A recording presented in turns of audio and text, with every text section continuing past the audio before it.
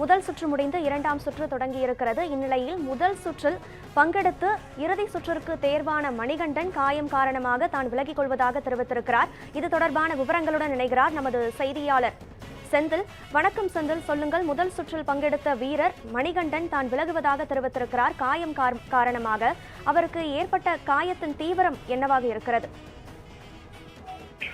நிச்சயமாக மதுரை மாவட்டத்தின் முதல் ஜல்லிக்கட்டு போட்டியாக தமிழரின் பொங்கல் திருநாள் அன்று இன்று அவனியாபுரம் ஜல்லிக்கட்டானது விமர்சையாக நடைபெற்று வருகிறது. முதல் சுற்று போட்டியானது காலை 6:30 மணி அளவில் அமைச்சர் மூர்த்தி மற்றும் மாவட்ட ஆட்சியர் கொடியேற்றி துவக்கி வைத்தனர். இந்த ஜல்லிக்கட்டு போட்டியில் கிட்டத்தட்ட ஆயிரக்கணக்கான மாடுகளும் 900 மாடுபிடி வீரர்களும் பங்கேற்று இந்த போட்டியானது நடைபெற்று வருகிறது.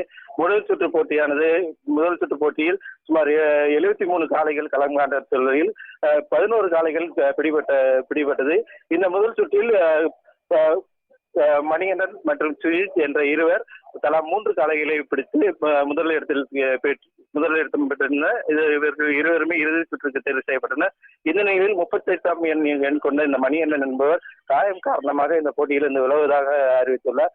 மருத்துவமனையில் இடது கையில் ஏற்பட்ட காயம் காரணமாக மருத்துவமனையில் சிகிச்சை பெற்று வரும் அவர் தற்போது இறுதி சுற்றில் பங்கேற்க வாய்ப்பில்லை என்ற ஒரு இதுவும் தெரிவித்ததோடு இந்த போட்டியிலிருந்து விலகுவதாகவும் தெரிவித்தார். முதல் 3 காளைகளை அடக்கி இறுதி சுற்றில் தேர்வு செய்யப்பட்ட மணிகண்டன் மீண்டும் இறுதி சுற்றில் விளையாட முடியாத ஒரு சூழ்நிலையை காயம் காரணமாக விளையாட முடியாத நிலையில் ஏற்பட்டுள்ளதாக தெரிவித்துள்ளார். மேலும் அடுத்த சுற்றானது தொடர்ச்சியாக நடைபெற்று வருகிறது.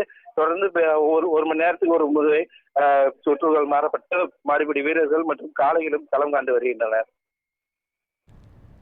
தகவல்களை வழங்கியமைக்கு நன்றி செந்தில்.